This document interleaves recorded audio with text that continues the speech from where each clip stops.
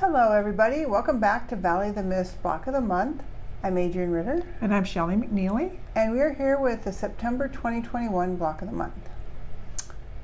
Now, I don't even like to say the name of this block, but I will. It's called Contrary Wife.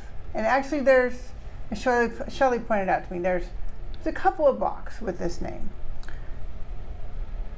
And we don't know why. No, I mean, we looked in the research for it. It's kind of obscure why it's called that way.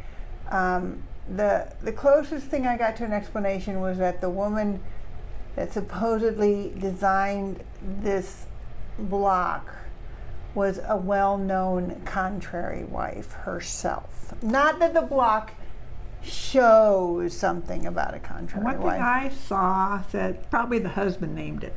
Yeah.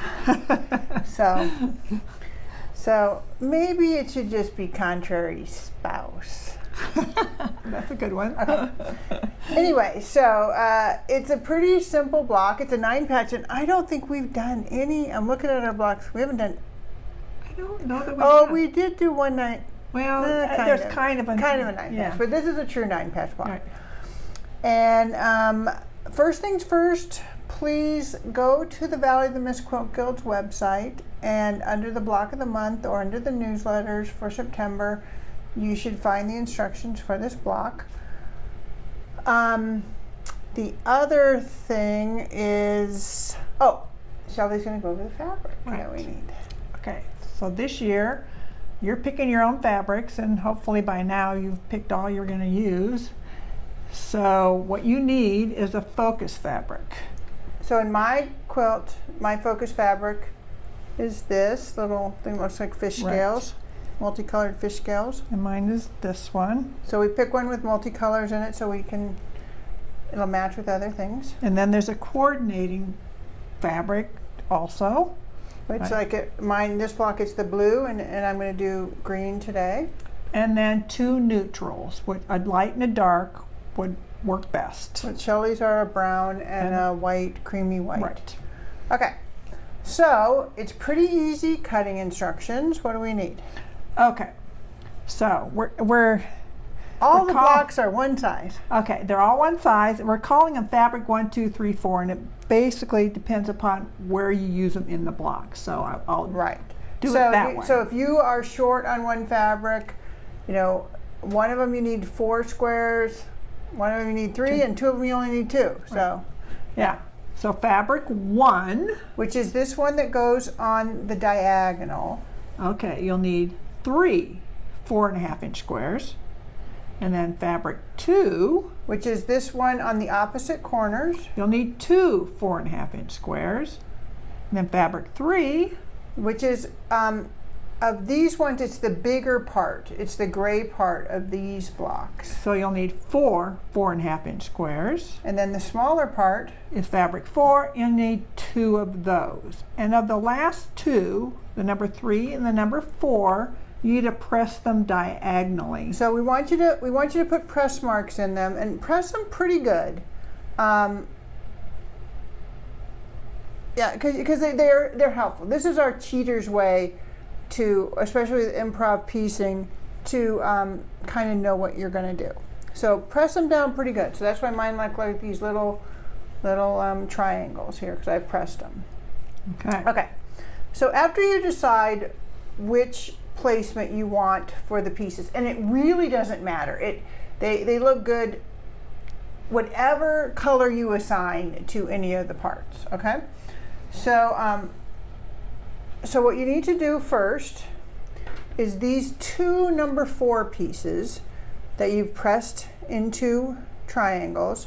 You're going to open it up, and on one of the diagonals, and you can free cut this. You don't have to use a ruler, but you can use a ruler. I mean, the sewing of these parts is a little oversized, as you'll see, so you've got plenty of fabric. And we just want you to cut it along one of the diagonals.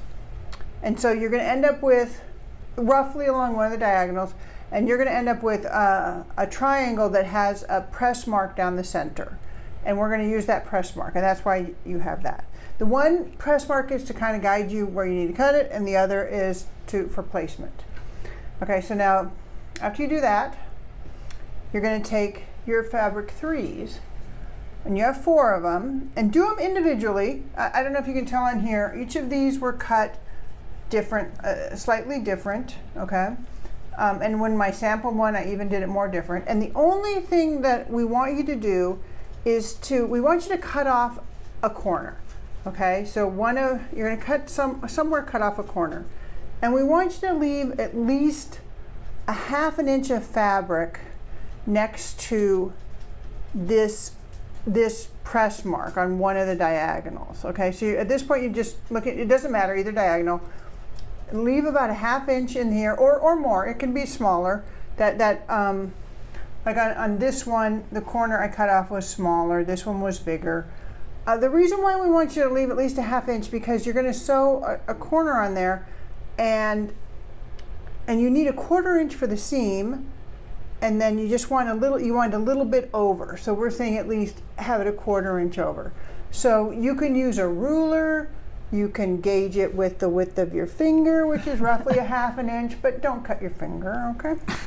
And the width of your finger, not the length of your finger. Okay, so you're gonna cut off, just kind of cut off however you want that from a 1/2 inch over. So I don't have one cut here, but basically, after you have one of these triangles, you're gonna cut that off and say this piece is gonna look something like this now. And you're gonna have one of these triangles of your other piece.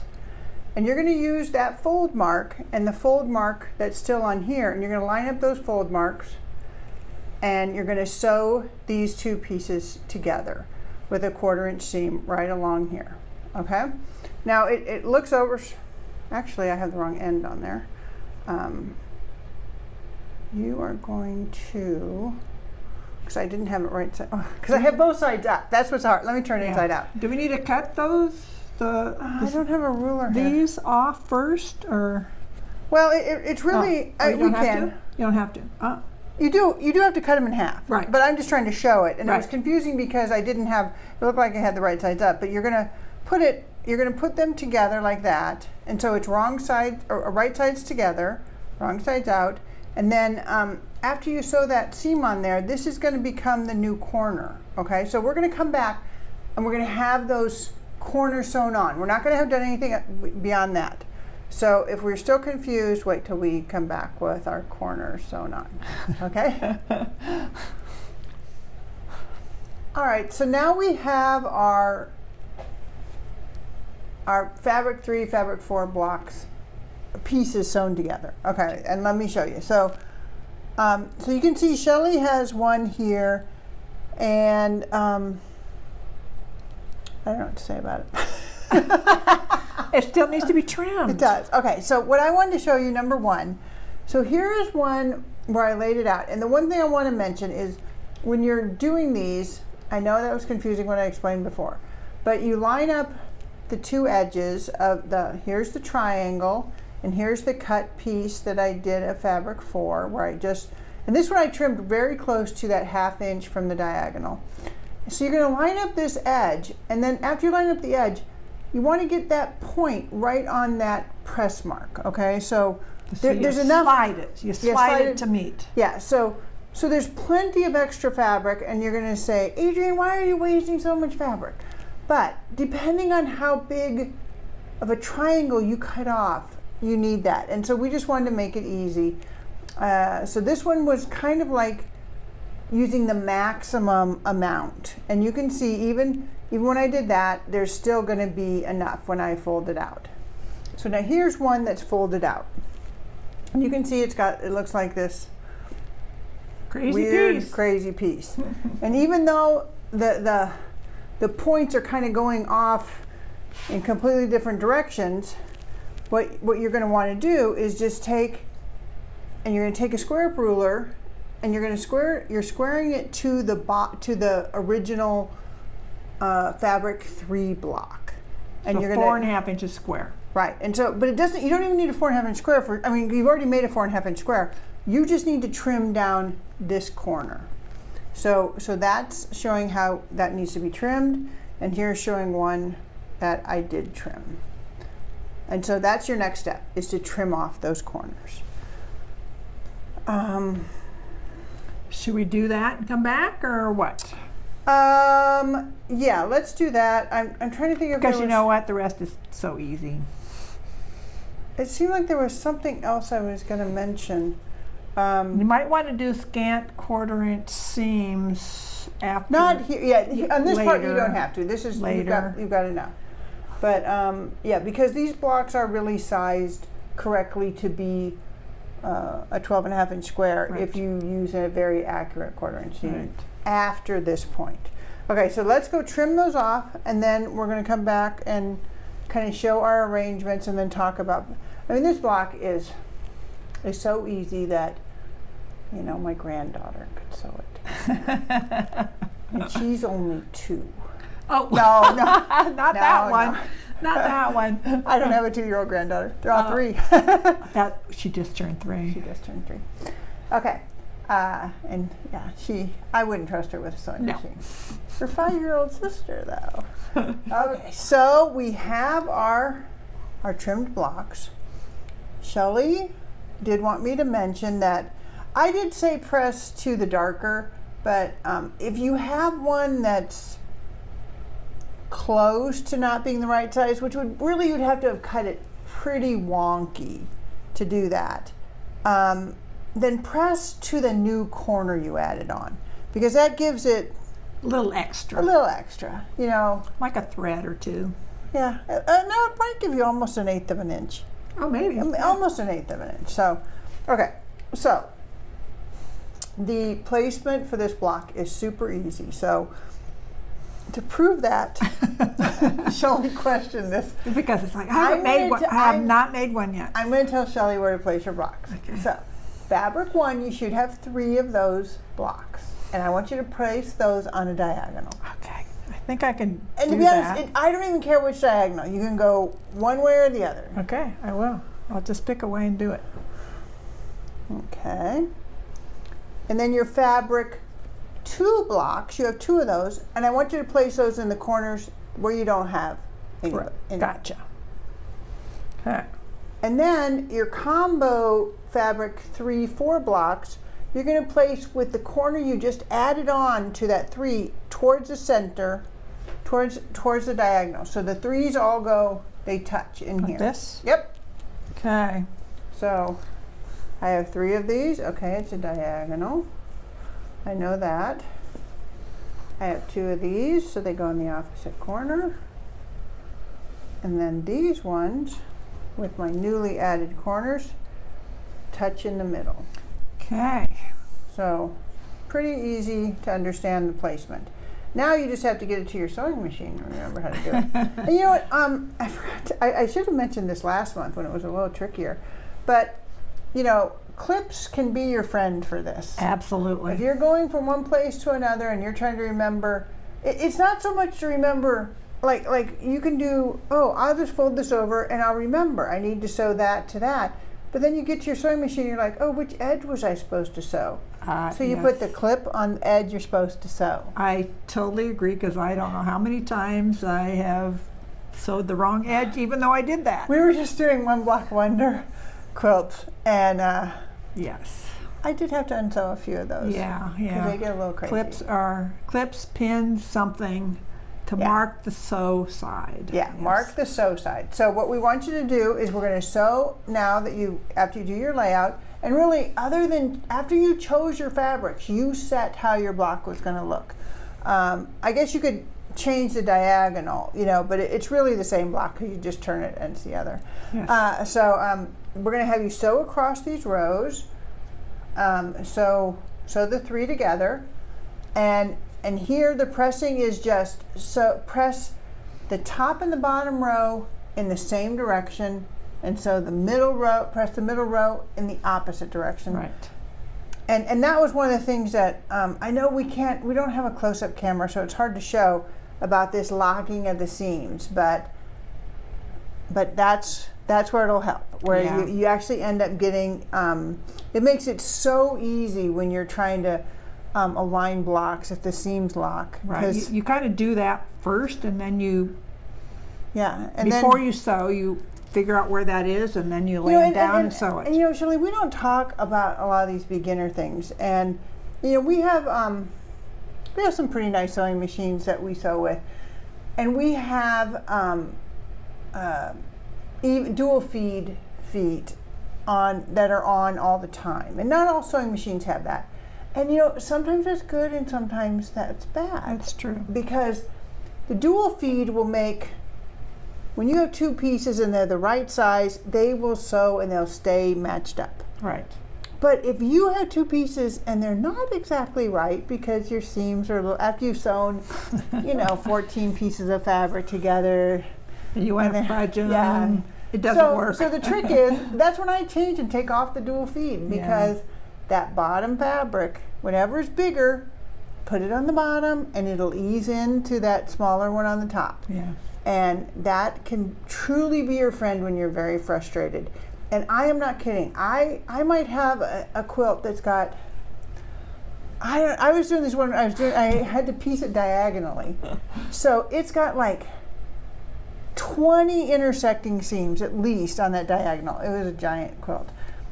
It wasn't supposed to be, but it was. But anyway, I start and stop, and I change the direction, because if the top is bigger on one side, I'll flip it over. And yes. You know, and I think when I first started quilting, I didn't do that, and I thought it's not worth it. But trust me, it's worth it. Yeah. If you can ease that extra in, do it. Yeah, and the dual feed is really good if you're doing a lot of sewing on the bias, because it's not as big an issue when you're sewing things together. Right. The chances of it stretching are seem to be less, because you're just letting it do it, and you're And we do know that a lot of people say, use starch, and starch does work to keep it from stretching, but and that more has to do with because we just did this quilt that we had pre-washed fabric, and because I used to pre-wash all my fabric,